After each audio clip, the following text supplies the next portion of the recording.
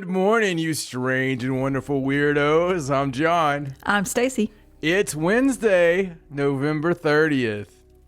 And here's why today is strange.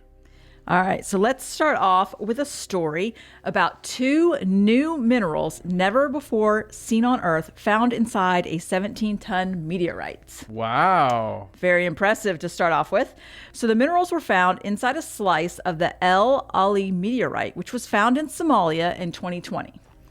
Now, they just took a single 2.5 ounce slice taken from the whole 16.5 ton meteorite, and they analyzed it, and they found these two new minerals, and they've named them El Aliite after the meteor, and Elkins Tantanite after Lindy Elkins Tanton, who happens to be the managing director of the Arizona State University Interplanetary Initiative and principal investigator of NASA's upcoming Psyche mission. Gesundheit. She apparently has some pull there. She must be the boss. She must be. She must be the boss.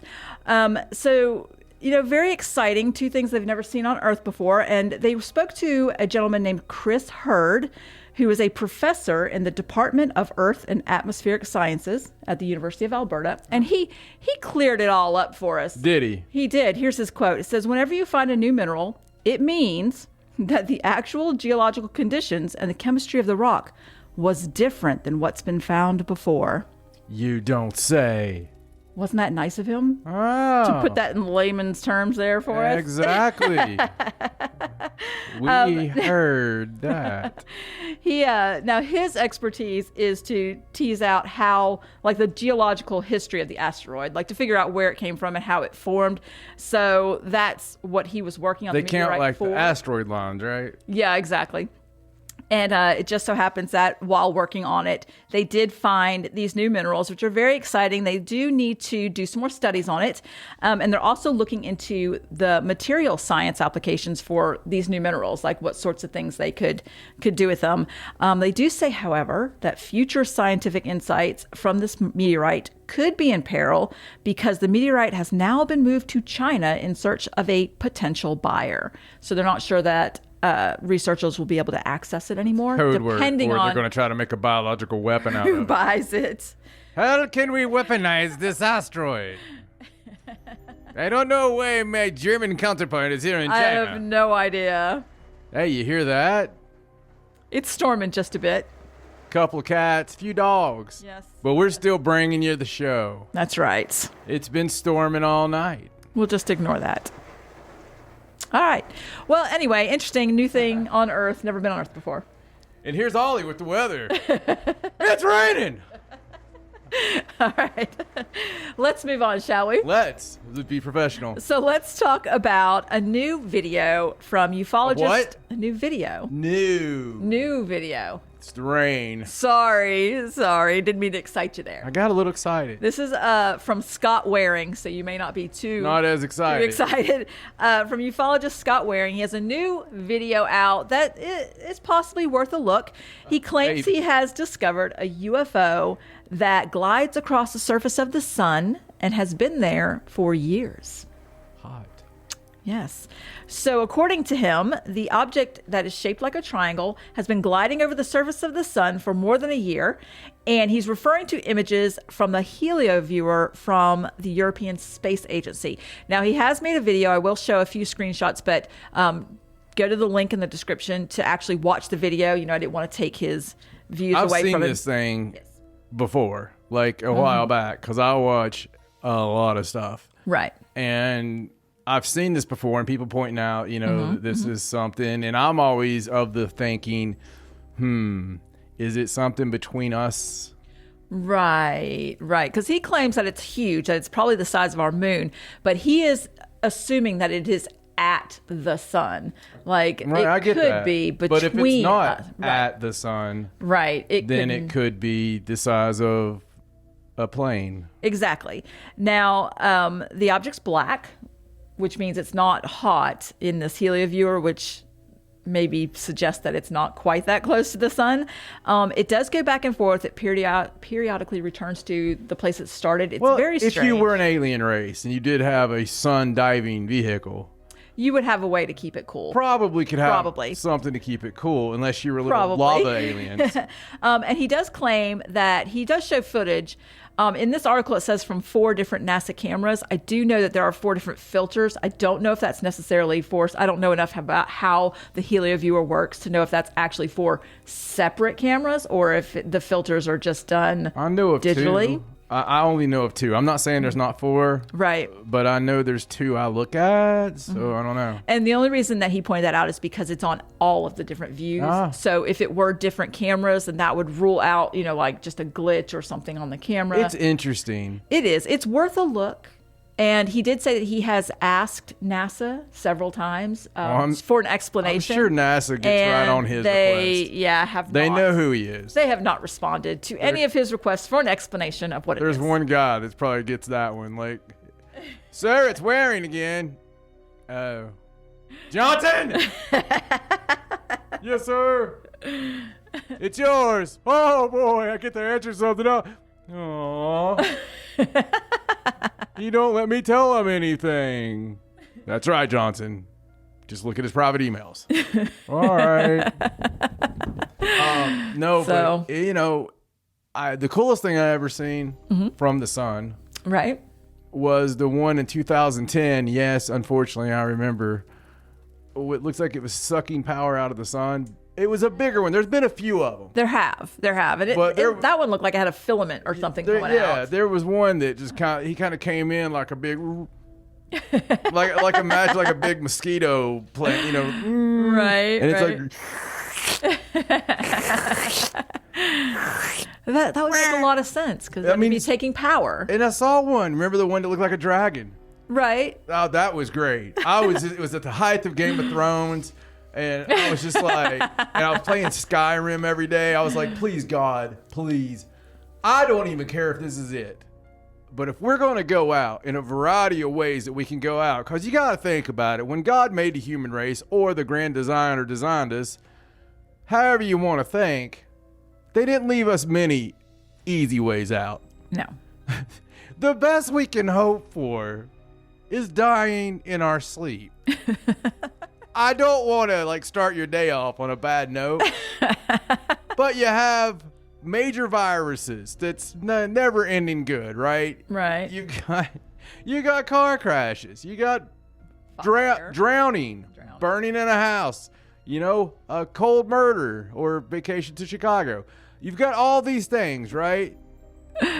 Very few of them is Field of Daisies. I want to die like the Wizard of Oz. I want to fall asleep. I want to go, this nice little heroin field. Right. Fall asleep in the poppies.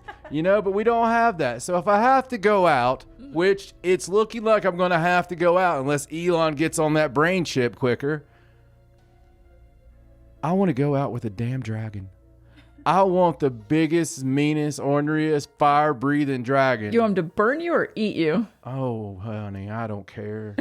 As long as I get to see that freaking dragon. Right, up close and personal. Oh, yeah. But I want to have a sword in my hand. Right, you want to go down swinging. Yeah. I want my kids, their kids, everybody to always remember that poor bald bastard that tried fighting the dragon. But it was my great-grandpappy. Because no one will ever be that brave. No one would ever screw with your kids, ever. They'd be like, that's the guy that his grandpappy fought that damn dragon. Mm-hmm. Dragon got so confused by it, he didn't want to fight the other 10 billion of us and left. Okay. I'm not sure how we went from UFO on the sun to dragon, but whatever. Because the storms kept me up all night, Stacey. All right. So let's move on then. Let's talk about this story from Norway. So some archaeologists in Norway may have found a 700-year-old shipwreck. Well, yes. Cold water to some find. Archaeologists are surveying the bottom of Norway's largest lake. Now, the Norwegian Defense Research Establishment has been doing a survey of the bottom of Lake excuse my pronunciation. What a weird name for a lake. Lake Mjosa or Mjosa. I'm not sure. It's a very Norwegian name. So Lake Mjosa. I know that one. It's situated about 60 miles north of Oslo. And it was a busy trade route since at least the Viking Age, but more recently, like between the 40s and the 70s, it was a dumping ground for surplus ammunition. So scientists have been mapping the lake's bottom in an attempt to locate surplus weapons. Why and was it a dumping ground for ammunition? I don't know. It doesn't explain their thought process there, just that it was. Crazy scams. So Hey, it looks like a good... they expected when they were searching for these extra weapons that they would find some other things as well. So they do believe that they found what they think is a 700-year-old shipwreck. Now, the marine archaeologist that they spoke to from the Norwegian University of Science and Technology, his name is Øyvind Odegaard. He's very Norwegian. He said that the reason he signed up is because he expected to find things other than what they were looking for. And after analyzing the sonar images, they believe that the ship is made of wood and measures 33 feet long, and it's located at a depth of 1,350 feet below the surface. Now, the images are a bit fuzzy, but they think that they can make out what is a stern, which suggests that it was constructed sometime after the 1300s. Like a Viking ship wouldn't have a separate stern and bow. It would be very even on both ends. But so they feel like it's made a little bit after that, but they did use like Norse techniques where they overlapped the planks of the hull. And, you know, they think it has a central rudder. Just some little things. It was right in the same time period. Right. Now, we were still a little Norsey. They haven't been able to get a better look at it because of bad weather and poor visibility, but they're hoping that they'll be able to scope it out a little better next year when they can, you know, the weather's better and they can get a better look at it. Now, previously in this lake, they found like some 20 shipwrecks that have been identified, but they were all more shallow. This is the hell's wrong with this lake? Well, it was a dumping ground and a trade route for Vikings. But the ships, though. And they claim that they've only mapped just 15 square miles of the 140 square mile lake. So this lake goes to the ocean. No, it's a freshwater lake. It's just very big. It's the largest one that they have. They just sell little Viking ships around the lake from one side to the other? 140 square miles. Throw a bunch of cannons over the side? I guess so. Like war games or something? They claim it's like a mini ocean, but because it's freshwater, the wood is very preserved down there. So they're hoping to get a better look at it. Welcome to the Ragnarok Games! You know? All right. So, I don't know. Very cool find. I hope we get some better pictures like Valhalla outside. Yes, it does. Now, I know that, you know, I do the facts every day for Today's Strange on our Instagram. If you haven't seen that, you guys shared those. Go to Instagram or Facebook and look nice if at you guys shared the show. Our facts that I do every day. And a few days ago, I think on November 27th, I had a fact about a sunken ship. It was the San Jose. It was. And it was sunk near Colombia. Mm-hmm. And it's still down there. They haven't recovered it. They claim that it's worth about $17 billion. That's just the cocaine. And there are pictures of gold coins and all kinds of things on the bottom, but it hasn't been recovered because there's a dispute about who has ownership over that. Just like the pyramids. So it's just been down there for a long time. Pyramids off the coast of Cuba. It's kind of disputed down there now too. No, I'm serious. Yeah. Yeah. So I don't know. Look that one up. Pyramids off the coast of Cuba. Crazy, you may say. Look it up. Yeah. Google it. It's real. All right, let's move on. So speaking of finding mysterious structures, here's a story from Florida. So recently in Daytona, they had a hurricane down there, Hurricane Nicole, earlier in the month.